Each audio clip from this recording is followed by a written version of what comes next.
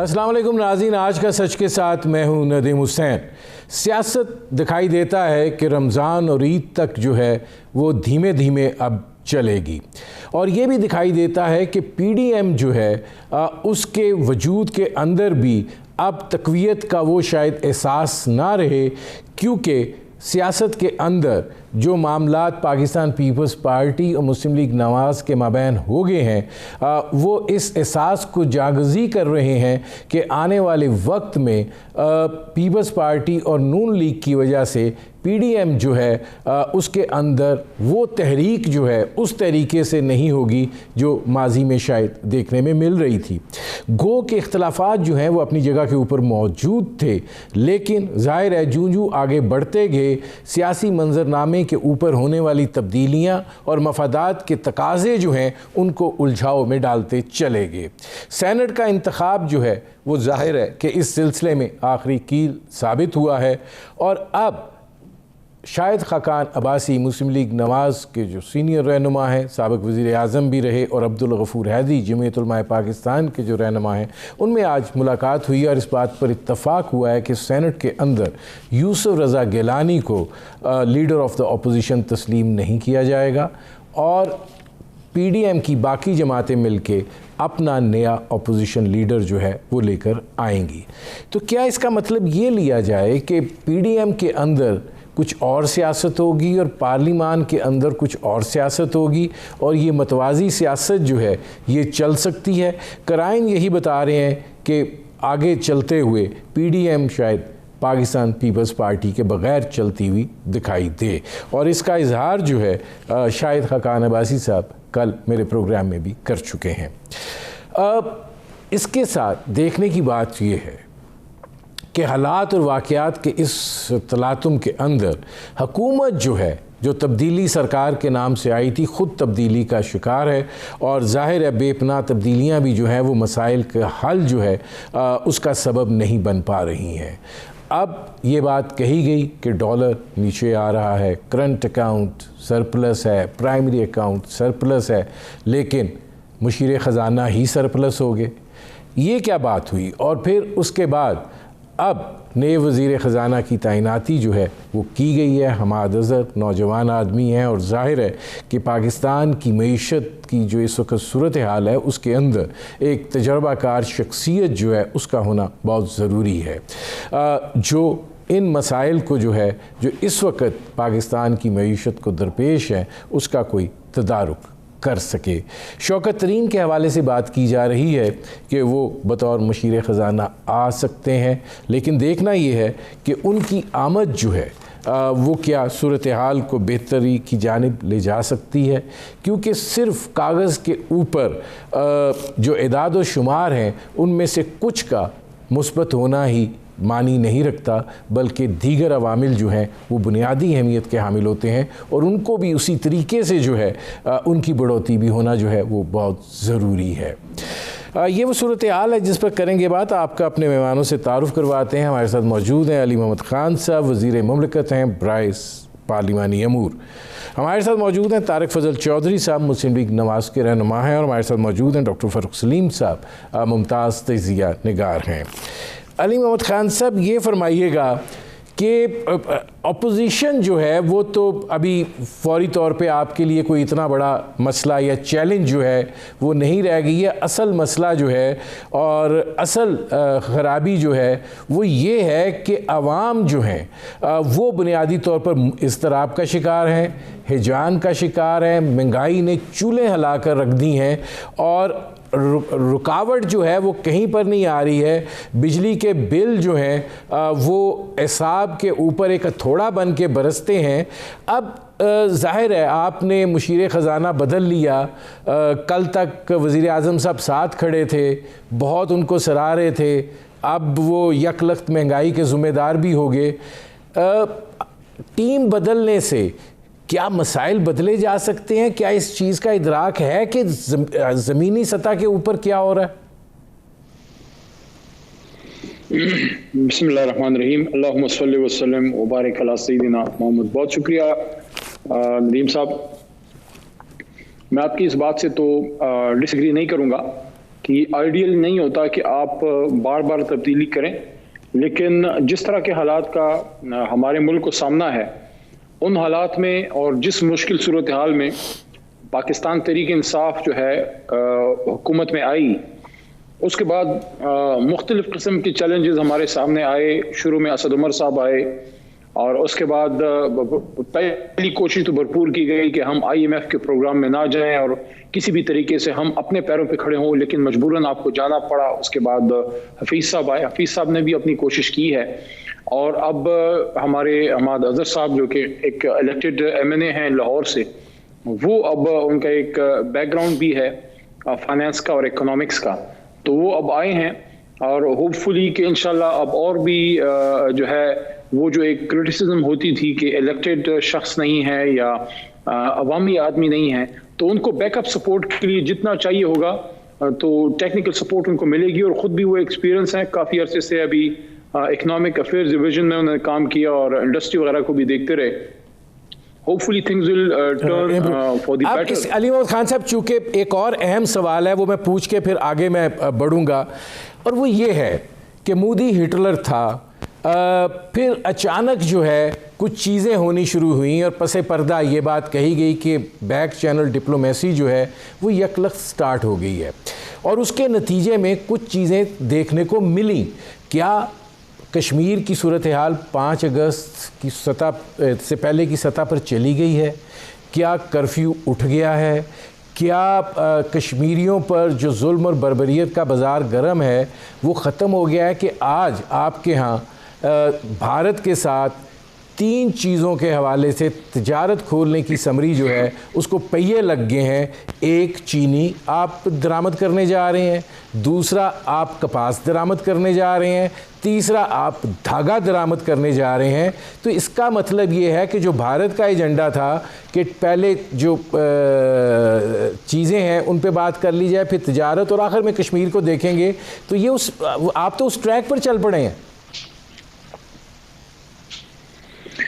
देखिए, कोई भी पाकिस्तान की हुकूमत हो और चाहे वो हमारी हो या किसी की भी हो, वो कश्मीर पे किसी भी तरह से कॉम्प्रोमाइज़ ना कर सकती है, ना उसका सवाल ही पैदा नहीं होता। कश्मीर कोर इशू है और जब तक कश्मीर का प्रॉब्लम हल नहीं होता, देरपा अमन जो है वो पॉसिबल ही नहीं है। सिर्फ मौजूदा हालात के तनाज़र में एक कुछ इनिशिएटिव्स लिए गए हैं ताकि नॉर्मलसी की तरफ जाया जाए और जो एक जंग की कैफियत है अमन की तरफ जाया जाए। लेकिन वज़ीर आज़म साहब ने और वज़ीर ख़ारजा साहब ने सब ने इसको वाज़े किया है और जवाब भी दिया है जनाब वज़ीर आज़म साहब ने, वज़ीर आज़म हिंदुस्तान को। उससे भी क्लियर है कि पाकिस्तान जब तक हमारे कोर इश्यूज हल नहीं होते तब तक जो देरपा अमन है वो एक ख्वाब ही हो सकता है। और असल में जो इनिशिएटिव है वो तभी कामयाब होगा जो कश्मीर का कोर इशू है वो हल होगा। जब तक कश्मीर का मसला हल नहीं होता, 5 अगस्त के जो इक़दामात हैं वो वापस नहीं होते, तो असल मसला जो है वो अपनी जगह पे रहेगा। लेकिन बहरहाल कुछ चीज़ों में पेशरफ्त जो है वो हुई है। नहीं, पेशरफ्त तो हुई है। ये अली मोहम्मद खान साहब आपका बड़ा कमज़ोर इस्तदलाल सामने आया, मैं बाद में आऊँगा। इसमें तारिक फजल चौधरी साहब आपसे भी एक सवाल है कि डॉक्टर अदनान लंदन से इस्लामाबाद पहुँच गए हैं, मरियम नवाज़ साहबा की तबीयत भी ख़राब है और वो खामोश भी हैं। क्या उनके लंदन जाने के इम्कानात पैदा हो रहे हैं? और दूसरी चीज़ ये है कि जब हमज़ा शहबाज का बतौर वज़ीर आला एकदम नाम मार्केट के अंदर आएगा तो फिर बहुत सारी क्यासराइयाँ जो हैं वो जन्म ले रही हैं। जी बिस्मिल्लाहिर्रहमानिर्रहीम, बहुत शुक्रिया नजीम साहब। सबसे पहले तो मैं ये अर्ज़ करूँगी कि मरियम नवाज़ साहबा की जो तबीयत पिछले दिनों से नासाज है, उस हवाले से उनका यहाँ पे भी उनका जो ट्रीटमेंट वगैरह है और जो टेस्ट वगैरह है वो दिए गए हैं। और डॉक्टर अदनान साहब का आना वगैरह उनके फैमिली डॉक्टर हैं, एक ट्रस्ट होता है आपको अपने फैमिली डॉक्टर पर, आपकी पुरानी हिस्ट्री से वो वाकिफ होता है। लेकिन इसका ये मतलब कभी नहीं है कि मरियम नवाज शरीफ साहबा जो है वो पाकिस्तान से बाहर जा रही हैं या उन्होंने कोई अप्लाई कर दिया है या उनका कोई इरादा है। इस तरह की कोई बात अभी तक जो है वो बिल्कुल सामने नहीं आई है। और दूसरी जो आपने बात की पंजाब की, जी लेकिन जो इस वक्त PDM का प्लेटफॉर्म से जॉइंट अपोजिशन ने एक तहरीक चलाई और अभी भी हम PDM को कायम कहते हैं और समझते हैं, हम नहीं समझते कि PDM जो है वो खत्म हो चुका है। तो ज्वाइंट स्ट्रेटेजी जो है ये डिस्कस होती रही है। ये भी पंजाब की गवर्नमेंट की, मरकज में वोट ऑफ नो कॉन्फिडेंस की, चेयरमैन सेनेट के खिलाफ, तो ये सारी चीजें जो है ये आपके सामने रही है, पूरी कौम देखती रही है कौन सी मूव किस वक्त चल रही है, किस तरीके से चल रही है। इसमें मुख्तलिफ पार्टियों का मुख्तलिफ ख्याल रहे हैं और अभी भी है। तो हम समझते हैं कि पंजाब में भी जो मूव है ये चलनी जाएगी, चलनी चाहिए, लेकिन इसको मुंसलिक किया है कुछ और बहुत सारी चीजों के साथ, तो मुनासिब में ये भी हो जाएगा, कोई ऐसी बात नहीं है। इसमें कोई नाम का या किसी उस वजह से ये मूव ना तो इनिशिएट की गई है और ना ये रोकी गई है कि इसका बेनिफिशियल कोई फर्द नहीं है। जो आपने सवाल किया है बुनियादी तौर पर ये अपोजिशन की ज्वाइंट मूव होगी। और देखिए अभी ये मिसाल के तौर पर यूसुफ फजल गिलानी साहब अगर इस्लामाबाद में सेनेटर बने हैं, पीडीएम के प्लेटफॉर्म पे बने हैं, तो ये मैं तारिक फजल चौधरी साहब, आपने जो जॉइंट मूव की बात की है ना, इस पे एक सवाल है, मैं वापस आपके पास आता हूँ। इसमें डॉक्टर फ़ारूक सलीम साहब, आप ये जो मुआशी टीम की तब्दीली है, मतलब डॉलर तो नीचे आ रहा है, करंट अकाउंट भी सरप्लस है, प्राइमरी अकाउंट भी सरप्लस है, जिसको बड़ा कहा जाता है कि जी असल चीज़ जो है वो यही होता है। आप क्या समझते हैं कि ये जो अब तीसरे वज़ीर ख़जाना आगे, साथ शायद कोई और शख्सियत भी लाई जाएगी, शौकत तरीन साहब का नाम लिया जा रहा है, देखते हैं क्या होता है। आप समझते हैं कि मामलात ऐसे हैं कि ये हैंडल हो पाएंगे? देखिए, जो सबसे इम्पोर्टेंट लफ्ज़ अभी आपने इस्तेमाल किया वो लफ्ज़ है टीम का, टीम वर्क। टीम के बगैर जो है वो कोई भी हुकूमत को कामयाब नहीं हो सकती।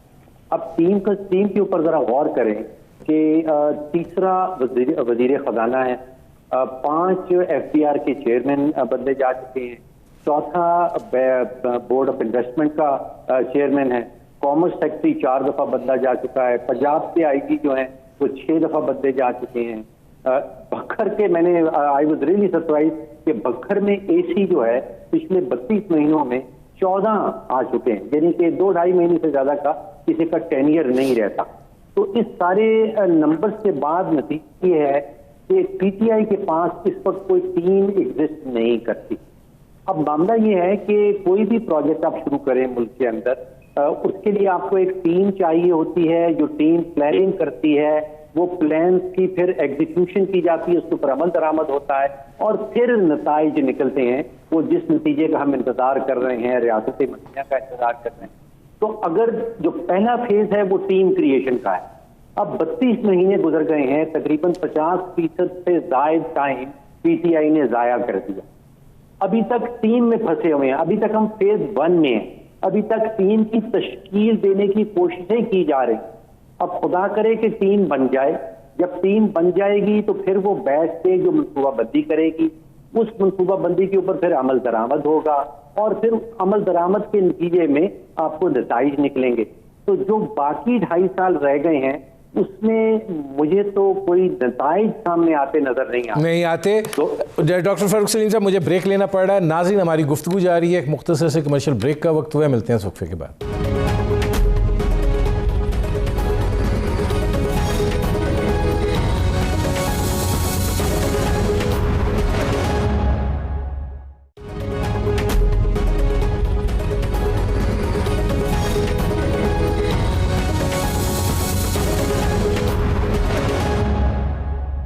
Welcome back. अली मोहम्मद ख़ान साहब, ये फरमाइएगा कि ये बात कही गई थी, बड़े तवातुर के साथ हमने सुनी थी, 200 लोगों की टीम है, हर शोबे के हवाले से माहिर मौजूद है, जब हम आएंगे ये माहिर टेक ओवर करेंगे और मुल्क की किस्मत बदल जाएगी और मुल्क में एक तब्दीली जो है वो आ जाएगी। आपकी सरकार को नाम भी तब्दीली सरकार का नाम दिया गया, लेकिन दिखाई ऐसा देता है कि मुल्क क्या तब्दील होता है, खुद सरकार जो है वो खुद तब्दीली का शिकार है, उसको समझ ही नहीं आ रही है कि क्या करना है। मलिक साहब, लेकिन नदीम साहब, मियां नवाज शरीफ साहब का जो दौर था उसमें भी इसाक डार साहब को आखिर में उनको बदलना पड़ा और बदले जिस भी वजह से गए, फिर मिफ्ता साहब आए। पीपल्स पार्टी भी मेरे ख्याल में एक वजीर ख़जाना के साथ मेरा अंदाज़ा है कि 5 साल वो नहीं गुजार सके। तो आइडियल तो ये होता है कि उस बात से मैं डिसएग्री नहीं करता। फ़ारूक सलीम साहब ने जो निशानदही की है टीम की हद तक मैं एग्री करता हूं कि टीम जो है वो शुरू में ही सेट होनी चाहिए, लेकिन जिस तरह के माशी हालात मिले हमें विरसे में, उन हालात में चैलेंजेस इतने ज़्यादा थे कि आपने बेहतर से बेहतर की जुस्तजू की, और ये तब्दीली जो मेंबरान में हो रही है वजारतों में, ये इस बात की तरफ इशारा है कि इमरान खान साहब जो हैं ही मीन्स बिजनेस, वो रन ऑफ द मिल या रूटीन की गवर्नमेंट चलाने नहीं आए कि 5 साल जो है वो पूरे करें फिर आगे देखेंगे, और कर्जों पे कर्जे लें और आर्टिफिशियली डॉलर को मेंटेन रखें और कीमतों को आर्टिफिशियली कंट्रोल रखें और बबल इकोनॉमी को बढ़ने दें, और देखी जाएगी फिर आगे जो हुकूमत आएगी किसी ना किसी को फिर सर्जरी करने दें। वो जो कहते हैं ना कि O Lord make me fires but not today, तो चलो कोई और सख्त फैसले ले ले। तो खान साहब ने सख्त फैसले लिए।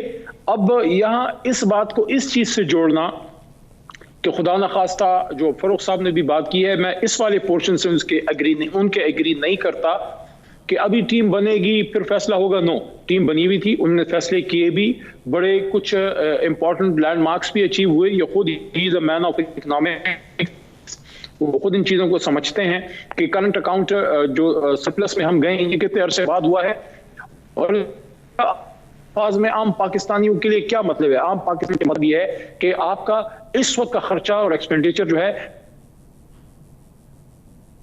बहुत बड़ी बात, जो आप पे बोझ है वो माजी में लिए हुए कर्जों और सूद के पैसों का है। तो अब जो नई टीम आई है उसका मतलब ये नहीं है कि खुदा न खास्ता फ्रॉम जीरो स्टार्ट करेंगे। हफीज शेख साहब को एक मसला था, और मसला यही था कि जब वो सेनेटर इलेक्ट नहीं हो सके तो जो सुपीरियर जुडिशरी की जजमेंट्स थी उनके मुताबिक एक इलेक्टेड शख्स को जो है वो फेडरल मिनिस्टर होना था। वो 6 महीनों के लिए उनके पास ही ओहदा था, तो अल्टीमेटली छोड़ना था। जून में मेरे ख्याल में उनका खत्म हो रहा था। सोचा ये गया कि जून में खत्म होने से पहले जो है वजीर खजाना ले आया जाए, ताकि जो नया वजीर खजाना हो बजट उसी की जेर निगरानी बने, और अगला बजट के बाद जो पूरा फिस्कल ईयर है वो उसी की अपनी तय चले। मैं आता हूँ अली महमूद खान साहब। तारिक फजल चौधरी साहब, ये फरमाइएगा कि आपने कहा कि पीडीएम के फैसले होते हैं, दिखाई ये देता है कि पीडीएम अब माइनस पीपल्स पार्टी चलेगी। इस एहसास को तकवीत इसलिए मिलती है कि आज जो शाहिद खकान अब्बासी साहब की और अब्दुल गफूर हैदरी साहब की मुलाकात हुई है, उसमें सेनेट के अंदर यूसुफ रज़ा गिलानी को जो है वो लीडर ऑफ द अपोजिशन तस्लीम करने से इनकार कर दिया गया है, और जो बाकी मांदा सूरत हाल है मुस्लिम लीग नवाज़ और बाकी जमातों की, वो अपना लीडर ऑफ अपोजिशन की बात कर रहे हैं।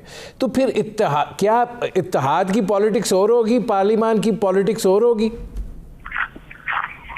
देखिए, चंद मिसालें ऐसे आपको माजी करीब में भी मिलेंगी कि जहाँ पे पीडीएम की जमातों ने इंतखाबी सियासत के अंदर मुकम्मल इत्तेहाद की बजाय अपने अपने प्लेटफॉर्म से इलेक्शन लड़े हैं। मिसाल के तौर पे अभी हमने जो नौशहरा से इलेक्शन जीता है उसमें एएनपी हमारी पीडीएम में बड़ी एक वाइब्रेंट जमात है, इत्तेहादी है, लेकिन उन्होंने वो इलेक्शन कॉन्टेस्ट किया और हमने हालांकि उनसे दरखास्त की कि आप अपने कैंडिडेट को विड्रॉ करें तो हमारी जीत जो है वो मजीद यकीनी होगी। लेकिन वो इलेक्शन कॉन्टेस्ट हुआ, लेकिन उसके बावजूद पीडीएम में एएनपी रही, अपना हमारा इत्तेहाद बरकरार रहा। तो इंतखाबी सियासत में चंद चीजें अगर आ भी जाए तो जो बड़ा मकसद है जिसके लिए पीडीएम बनी थी वो अपनी जगह पे कायम है, और मैं समझता हूँ कि आगे जो सरबराही इजलास होगा उसमें ये इस तरह की चीजें के बारे में अभी बहुत सारी चर्चा हो रही है, ये इंशाल्लाह ताला क्लियर हो जाएंगी। नहीं, तारिक फजल चौधरी साहब, गुजारिश ये है कि क्या इत्तेहाद जो है वो जहाँ पे सियासी मफादात जो हैं वो यकसा हो जाएं वहाँ पे तो चल लो। पार्लियामेंट के अंदर चूँकि आपने कहा लीडर ऑफ द अपोजिशन हमारा होना चाहिए, नहीं हुआ, वहाँ पे आप तस्लीम करने से इनकारी हैं, तो ये किस किस्म का इत्तेहाद होगा, ये कैसे चलेगा? नदीम साहब, मैं इसको दुआए अल्फाज से कहूँगा कि पीडीएम में जो शामिल जमातें हैं वो इंतखाबी अलायंस नहीं है। Pakistan democratic movement is not an election alliance. जहाँ तक ताल्लुक है, मैंने अपनी मिसाल दी इलेक्शन लड़ने का, पार्लिमानी सियासत का, वो वहाँ पे हुई है, एडजस्टमेंट हुई है। जैसे आप सेनेट का इलेक्शन देख लें, आप सेनेट के इलेक्शन में मखसूस जगहों के ऊपर पीडीएम के मुश्तरका कैंडिडेट थे, लेकिन ये नहीं हुआ पूरे पाकिस्तान में कि पीडीएम के प्लेटफॉर्म से तमाम सेनेटर जो है वो इलेक्शन।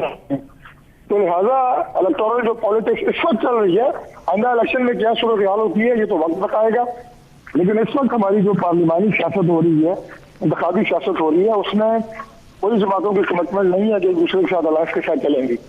बाकी गवर्नमेंट के खिलाफ एक तहरीक चलाना, अवाम को निजात दिलाना इस गवर्नमेंट से, और एक फ्री एंड फेयर इलेक्शन के लिए जद्दोजहद करना, इस प्लेटफॉर्म के ऊपर अपोजिशन की तमाम जात जमातें जो है वो इकट्ठी है पीटीएम के प्लेटफॉर्म पे।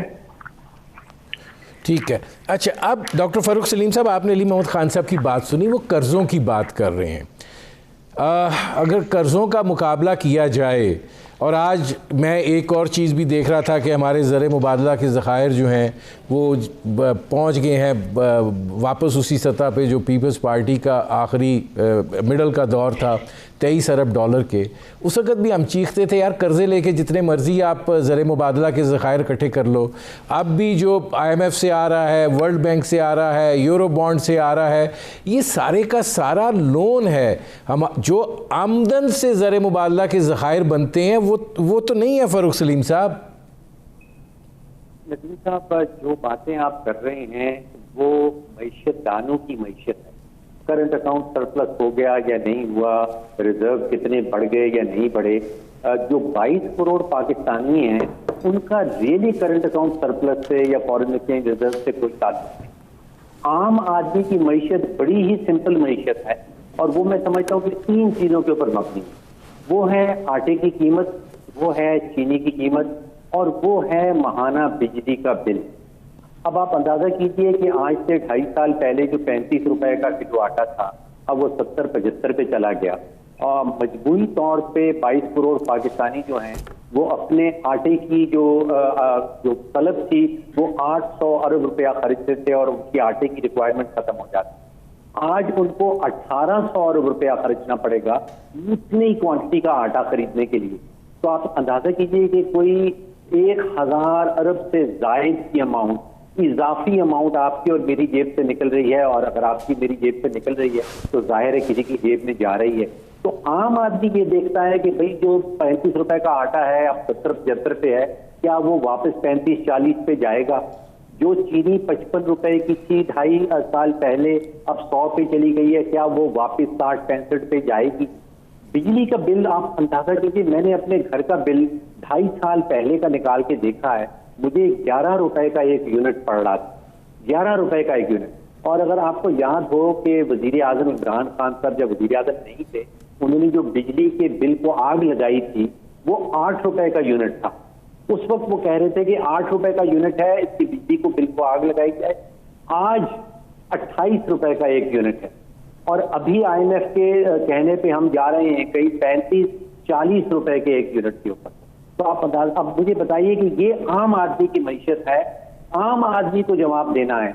अगर किसी के पास बिजली का बिल 11 से 28 पे चला गया है, उसको हम जाके ये बताएंगे कि भाई बड़ी मुबारक हो, करंट अकाउंट सरप्लस पड़ गया है, आपको बड़ी मुबारक हो कि हमारे पास रिजर्व जो है वो 23 अरब डॉलर पे पहुंच गए। ये आम आदमी के मसले नहीं है। ये मुनासिब है अगर 2 मईशतदान बैठे वो आपस में इस किस्म की टर्म्स इस्तेमाल करें और इसके ऊपर बहस करें। आम आदमी के मसले हैं आटा, चीनी, बिजली का बिल, और इसका हुकूमत ने कोई ना कोई बंदोबस्त करना है कि इसको वापस किस तरह लेके आना है। डॉक्टर साहब, मुझे एक ब्रेक लेना पड़ रहा है। नाज़रीन, हमारी गुफ्तगू जारी है, एक मुख्तसर से कमर्शियल ब्रेक का वक्त हुआ, मिलते हैं इस वक्फे के बाद।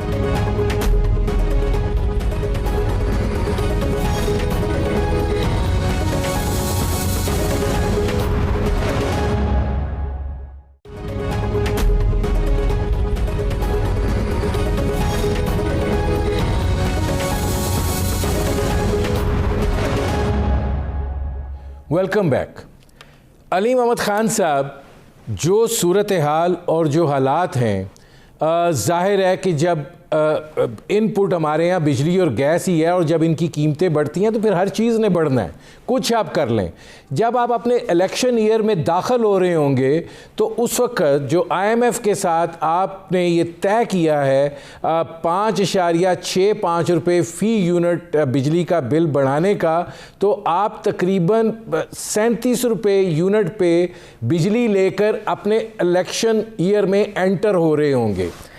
और उसके नतीजे में जो बाकी महंगाई है वो किस तरफ जा रही होगी। अगर आज इस मुल्क के अंदर चीनी 100 रुपये किलो है, आटा 75 रुपये किलो है, फ्रूट को तो आप भूल जाएं, शरीफ आदमी उसको हाथ ही नहीं लगा सकता जो हालत की हुई है। तो आप क्या समझते हैं कि अवाम आपके गलों में फूलों के हार डालेंगे? नदीम साहब देखें, ये इतना सिंपलिस्टिक नहीं है जितना फरूख साहब ने पेश किया है। कोई आम सियासी कारकुन या कोई आम आदमी ऐसी बात करे तो बात समझ में आती है, और जब इन जैसे माहिर जो हैं टेक्निकल साइड पे काबिलियत रखने वाले लोग ऐसी बात करते हैं तो थोड़ा सा दुख होता है, क्योंकि वो खुद भी कुछ अरसे रहे जमात के साथ, वज़ीर आज़म हाउस में इनसे मुलाकातें होती रही, फिर जाहिर है शायद उस तरह से ये आगे हमारे साथ ना चल सके, लेकिन फिर भी मेरे लिए काबिल एहतराम है, काबिल आदमी है, और इल्मी शख्सियत की काबिल लोगों की कदर करनी चाहिए। मैं ये कहना चाहूँगा नदीम साहब, आपको भी और फ़रूख साहब की खिदमत में भी अर्ज़ करूँगा कि मुझे भी पता है और आपको भी पता है कि बिल्कुल महंगाई आई है, और आज से 2.5 साल पहले जितने रुपए किलो आटा था या जितने यूनिट्स बिजली थी या जितने रुपए पर लीटर पेट्रोल या डीजल मिलता था वो आज नहीं है। लेकिन यहाँ पे एक सवाल है, या तो इस मुल्क को ठीक होना है, हमेशा के लिए अपने पैरों पे खड़ा होना है, और ये जो हम हमेशा कहते थे ना कि नाजुक दौर से मुल्क गुजर रहा है और पाकिस्तान की जो है खजाना खाली है और मईशत बदहाली का शिकार है, और हम हमेशा जाते थे और दुनिया में हम मशहूर हैं बेगिंग बाउल के लिए कि हर किसी के दर पे जाके वहां से पैसे लेना और कर्जे लेना, या तो वो खत्म होना है, पाकिस्तान एक मजबूत इकॉनमी बनना है। मेरा आपसे सवाल यह है कि बिल्कुल ठीक है, पाकिस्तान को बदलना है, पाकिस्तान को खड़ा होना है। अब आपकी हुकूमत को हो गए 3 साल, आज आप ये नहीं कह सकते कि पिछलों ने ये किया। अगर आप ये बताएं कि ज़राअत के शोबे में ये वे फॉरवर्ड होगा, आज हम गंदम इंपोर्ट करने जा रहे हैं, आज हम चीनी इंपोर्ट करने जा रहे हैं, आज हम कॉटन इंपोर्ट करने जा रहे हैं, तीनों बुनियादी अवामिल हैं पाकिस्तान के अवाम के लिए और मईशत के हवाले से। अच्छा, सनत में क्या वे फॉरवर्ड है, हमारा किस तरह से मामला चलेगा, ट्रेड पॉलिसी वो पता नहीं किधर फंसी हुई है, क्या वे फॉरवर्ड है? मतलब आप लोगों को ये तो बता देते कि हम इन 3 सालों में कि हमारा ये वे फॉरवर्ड होगा, कोई एक वे फॉरवर्ड आपने बताया है? देखें, इंडस्ट्रियल ग्रोथ होनी है, उसके बगैर कोई चारा नहीं है। 60% या 65% हमारी एग्रीकल्चर पे हमारी डिपेंडेंसी होती थी, आज भी 60% के करीब आज भी है।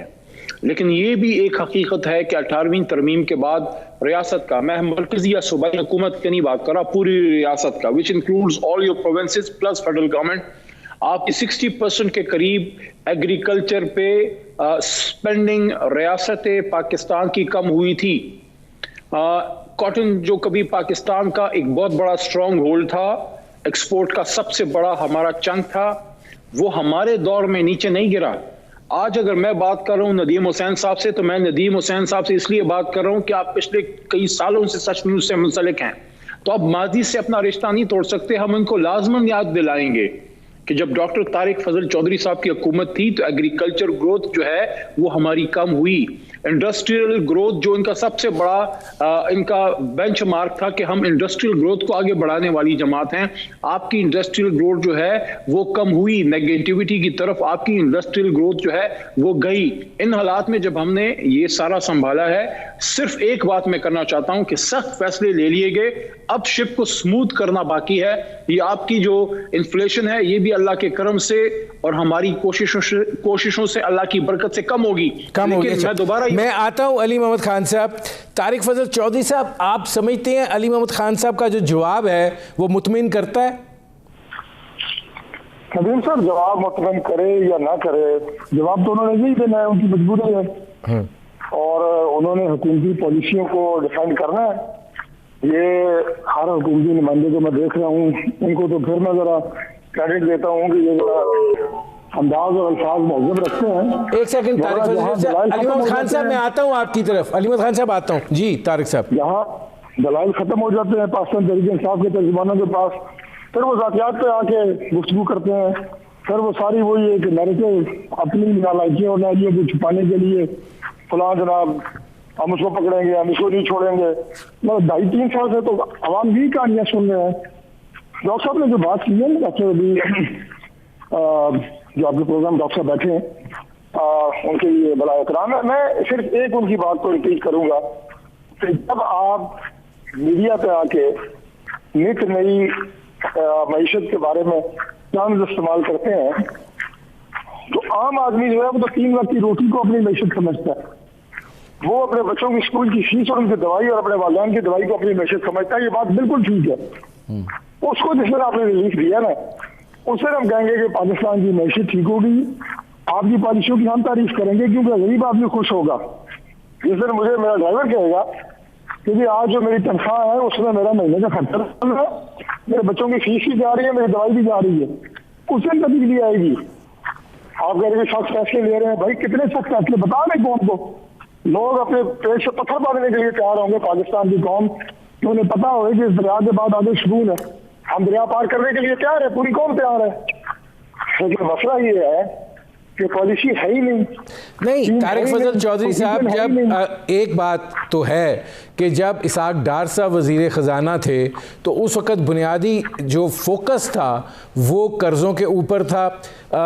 पाकिस्तान की बरामदात उसी जगह पे रुकी हुई थी, एग्रीकल्चर सेक्टर जो है वो उसी तरह नज़रअंदाज था। ये प्रॉब्लम क्या है कि सिर्फ हम उन प्रोजेक्ट्स को क्यों देखते हैं जो हमें इलेक्शन जितवा सकें? देखिए, जितवाने के लिए अवाम का राजी होना जरूरी है। इलेक्शन अगर आप उन प्रोजेक्ट्स की तरफ आपका इशारा है जिनको मेगा प्रोजेक्ट्स कहते हैं तो वो आपको इलेक्शन नहीं जितवा सकते। इलेक्शन आपको किसान ने जितवाना है, इलेक्शन आपको मजदूर ने जितवाना है, इलेक्शन आपको एक सरकारी मुलाजिम एक नायब तहसील क्लार्क ने जितवाना है। अगर उसके घर का चूल्हा नहीं चल रहा, इलेक्शन अब कैसे जीतेंगे नदीम साहब? ये जो आप बात कर रहे हैं ना कि कल्चर पॉलिसी और दीगर जो बातें, इंडस्ट्रियल ग्रोथ और फलाना, ये सारी वो बातें हैं जो एकेडमिक डिस्कशंस है। बात सीधी सी है कि अवाम की जिंदगी किस दौर में आसान थी और आज आसान है जो पिछले दौर में या उससे पिछले दौर में आसान थी। ये बात सबसे इम्पोर्टेंट है। देखिए, हमारे 80% अवाम जो है उनकी कमाई कितनी है नहीं थी, तो कैसे गुजारा करेंगे?